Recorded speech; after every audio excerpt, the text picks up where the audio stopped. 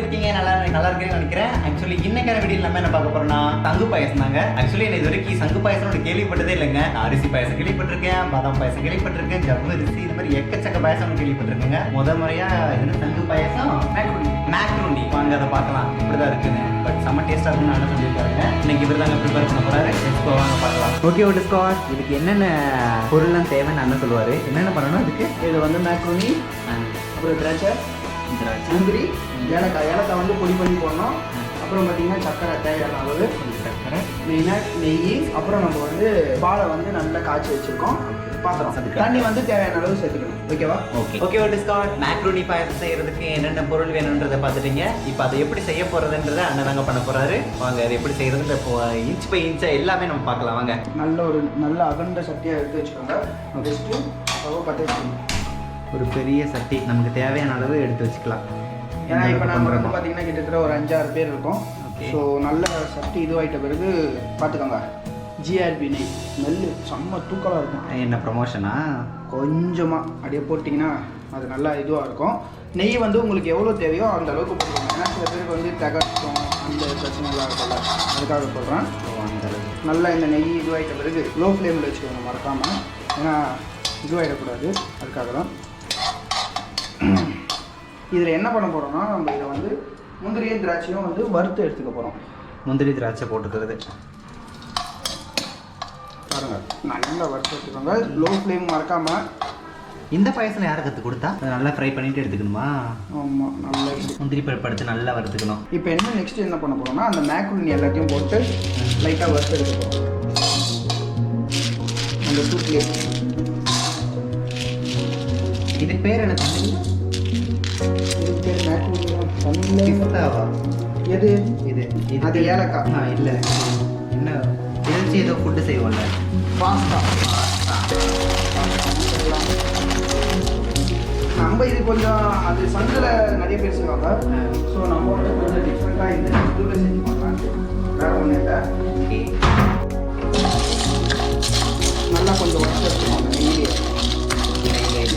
ஆமாம், அப்போ தான் நம்ம சாப்பிட்டு இதுவாக இருக்கும். இல்லை, இது மைதா தான் பண்ணுவாங்க. எது மைதாவில்? இது இருக்குங்க தெரியலையே, நான் அவங்கள தான் கேட்க. நம்மளுக்கு தெரியாத விஷயத்தை அப்படியே தூக்கி போட்டுருவீங்களா? எதுக்கு அதை வேறு ஆராய்ஞ்சிட்டு கிடைக்கலாம். டேஸ்ட் நல்லா இருக்கா, சாப்பிட்டமா போனமா இருக்கணும், அவ்வளோதான். இருக்கிற பிறகு பால் சேர்க்க போகிறோம். எந்த அளவுக்கு தேவையோ அந்த அளவுக்கு சேர்த்துக்கலாமா? எந்த அளவுக்குலாம் இல்லை, பால் சேர்க்கணும். பாலில் தான் இது இந்த இது இருக்கும். தேவையான அந்த பாஸ்தா வந்து நல்லா வேகணும். ஸோ நம்ம ஏலக்காவை இடிச்சிடணும். ஏலக்காய் பொடி தான் இந்த மீன் அதில் போட்டு அடிக்கிறது. பார்த்துக்கோங்க, நான்லாம் அந்த காலத்து இதுலேயே இதுவாகிருக்கேன். ஏலக்காய் இடிக்கிறதுக்குன்னு 150 ரூபா கொடுத்து கடையில் வாங்கி வச்சுருக்கேன். நல்லா அந்த மூட்டை பூச்சி எடுத்து உரலில் போட்டு நங்கு என்று குத்தவும் இந்த மாதிரி இருக்குல்ல.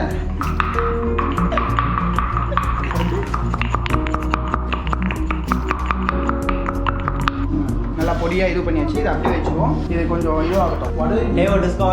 ட்ராவலிங் பிளாக் அதெல்லாம் சொல்லிட்டு ஃபுட் பிளாக் போகிறேன் அப்படின்னு சொல்லிட்டு. இல்லைங்க, எனக்கும் உங்க கூட பேசி ரொம்ப நாள் ஆச்சு. கொஞ்சம் ஹெவி ஒர்க்கு, அதனால நான் எதுவுமே வீடியோ கண்டினியூ பண்ண முடியல. அதனால தாங்க அப்படியே ஸ்டாப் பண்ணி கொஞ்சம் நாள். அப்புறம் எனக்கும் கொஞ்சம் மைண்ட் அப்செட் ஆனதுனால நானும் எந்த வீடியோமே கண்டினியூ பண்ண முடியல. கொஞ்ச நாள் கழிச்சு நான் வீடியோலாம் கண்டினியூ பண்ணிக்கலாம் அப்படின்னு சொல்லிட்டு வெயிட் பண்ணிகிட்டே இருந்தேன். சரி, இன்னைக்கு எனக்கு இந்த ஃபுட் பார்த்தோன்னே ரொம்ப பிடிச்சிருந்துச்சு. சரி, இதை அவங்க கூட ஷேர் பண்ணி ஆகும்னு சொல்லிட்டாங்க.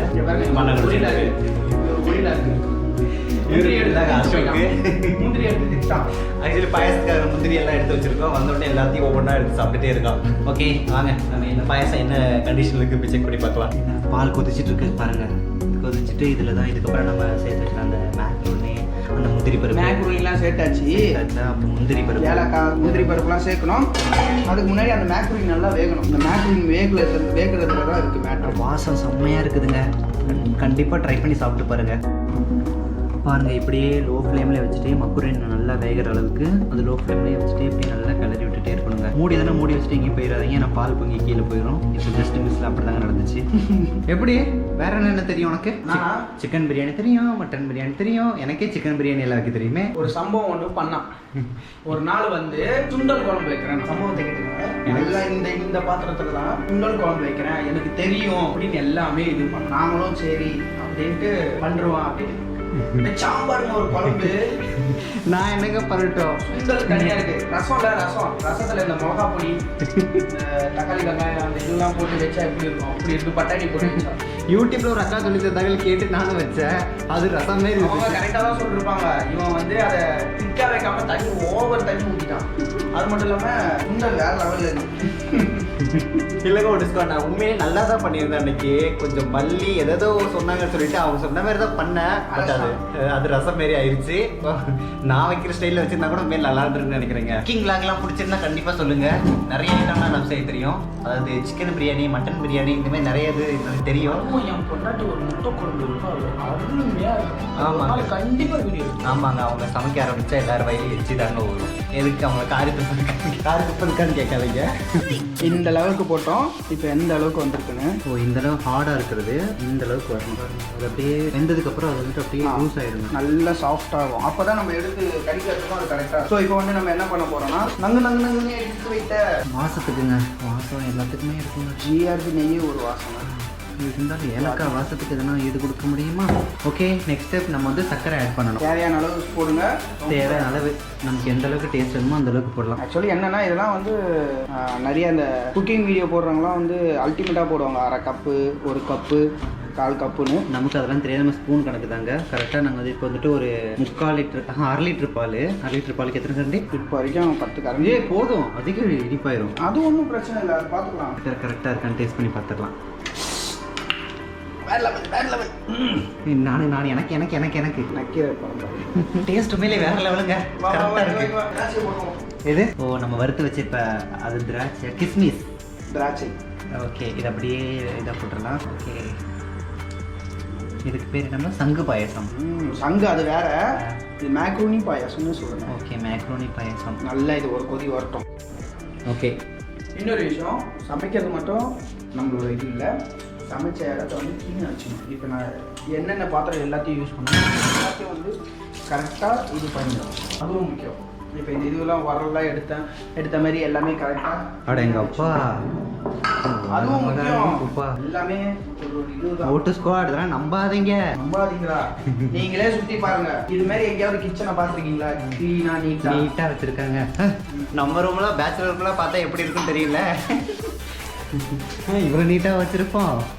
கல்யாணம் ஆனதுக்கப்புறம் எல்லாம் இப்படி தாங்க இருக்கணும், பார்த்துக்கோங்க. அதுக்கு முன்னாடி வரைக்கும் நம்ம எவ்வளோ ஃப்ரீடமாக ஜாலியாக இருந்துக்கலாம். பாருங்க, ஃபுல்லாக வெந்துருச்சு. கலர் பார்த்தீங்களா? ஆஃப் பண்ணுறோமா? ஓகே, ஓட்டு ஸ்குவாட் ஃபுல்லாக இப்போ குக் ஆகிடுச்சு. இதை இப்போ ஆஃப் பண்ணிடலாம்.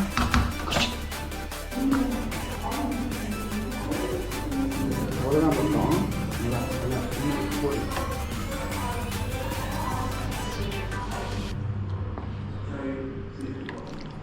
ஓட்டு ஸ்குவாட் இங்கே பாருங்கள், ஃபைனலாக ரெடி ஆகிடுச்சு நம்மளுடைய மேக்ரோனி பாயசம், ஆர் கால்டு சங்கு பாயசம். இங்கே பாருங்கள், வேற லெவலுங்க. மறக்காம கண்டிப்பாக ட்ரை பண்ணி பாருங்கள்.